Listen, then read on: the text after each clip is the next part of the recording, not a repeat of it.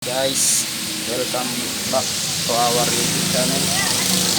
Ito po tayo ngayon, nagluluto po tayo ng chicken.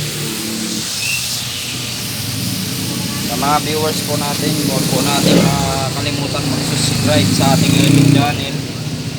At kung nagustuhan nyo po yung ating video, pag-pindot lang po ng notification bell para updated po kayo sa mga video na ina-upload natin. Kaya, ayan po. Nasa na po tayo ngayon. Pwesto po. Guys. Ayan po. Nagluluto po tayo ng kasurpulukoyan ng ating tinitindang manok ngayon dito. Pwesto. Are po. Nagluluto po tayo ngayon. Ayan po. Ayan po. Ang buo natin ngayon manok. Kung manok riwalay po, ayan o, yung hita, liig, saka pakpak. Ngayon madali na po ito yan. Kaya po ito ngayon inahango ko po nasa kawalo. Ayan po ito picture po guys, yan po. Wow, yan o, wow, yan eh, laki. Ay, ito po, ayan tayo. Natin yung ating pinitong manok.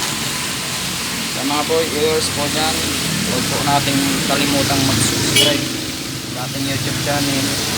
Paki-like and share naman po guys.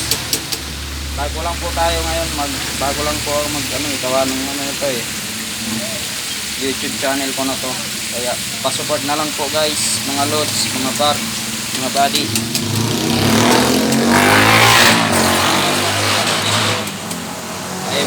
Papasalamat po ako na kahit pa paano ay hindi kayo nabuboring sa panonood. Kaya salamat po guys sa pagsuporta at panonood ng aking YouTube channel sa mga video ko po. Salamat po guys sa inyong panonood. Hindi po kayo nagsasawang abangan yung mga video natin na ina-upload sa aking YouTube channel. Pa-like and share na lang po mga lods. Yan lang po masabi ko po. Support po tayo bawat isa sa naggagawa ng content.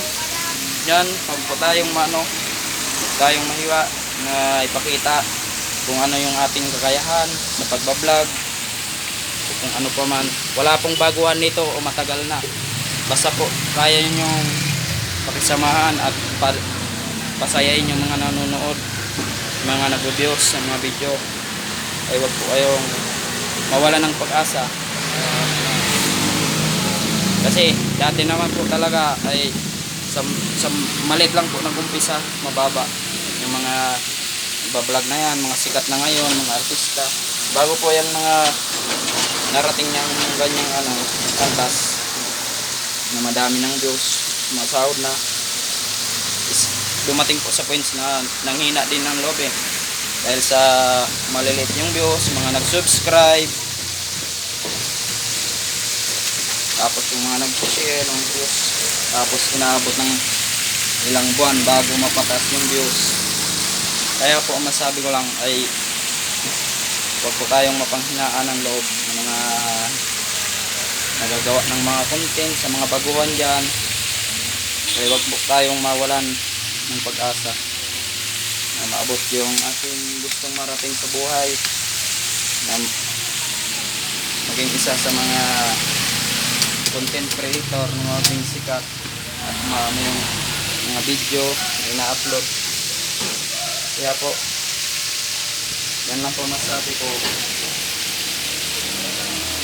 Salamat guys, hanggang dito na lang. Salamat guys.